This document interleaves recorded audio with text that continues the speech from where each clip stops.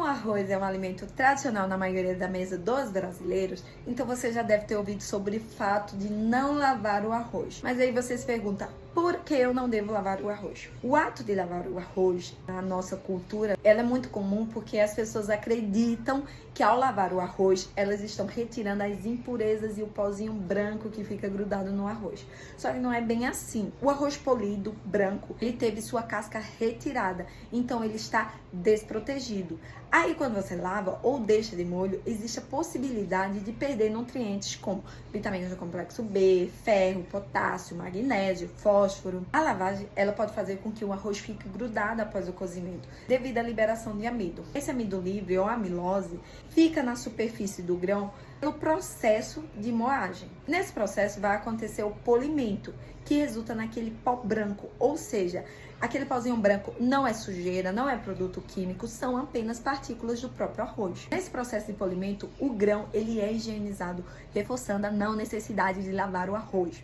Além disso, o arroz cru não é um ambiente propício para a proliferação de bactérias, que geralmente são os bacilos cereus, que é a bactéria que a gente encontra no arroz. O que é preocupante, na verdade, é quando a gente deixa em temperatura ambiente o arroz lavado ou cozido por muito tempo. Ao deixar o arroz lavado em temperatura ambiente, você traz umidade, que favorece a proliferação de bactérias. E se o arroz úmido ou cozido for mantido em temperatura ambiente por muito tempo, ele pode ativar esporos bacterianos e elas começam a crescer, a se reproduzirem, e essas bactérias então podem produzir toxinas. Lembrando que a alta temperatura do cozimento ela vai matar as bactérias, mas não vai eliminar as toxinas, que podem ser causadoras de doenças gastrointestinais graves. Não se deve de forma alguma deixar em temperatura ambiente nem o arroz cozido, nem o arroz lavado. Após o cozimento do arroz, ele deve ser consumido imediatamente ou armazenado na geladeira. Então fica claro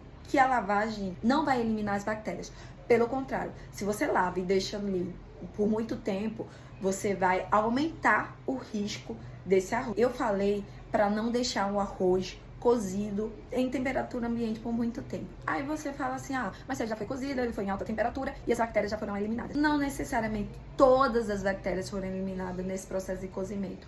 E aí se ficou uma bactéria ali, pode começar a se reproduzir. Essas reproduções, essas várias bactérias podem produzir toxinas, que podem ser muito perigosas para a saúde humana e causar uma intoxicação alimentar grave. Então agora você me conta aí como você costuma preparar o seu arroz, e se você costumava lavar esse arroz antes de cozinhar, você já pode eliminar esse processo da sua rotina.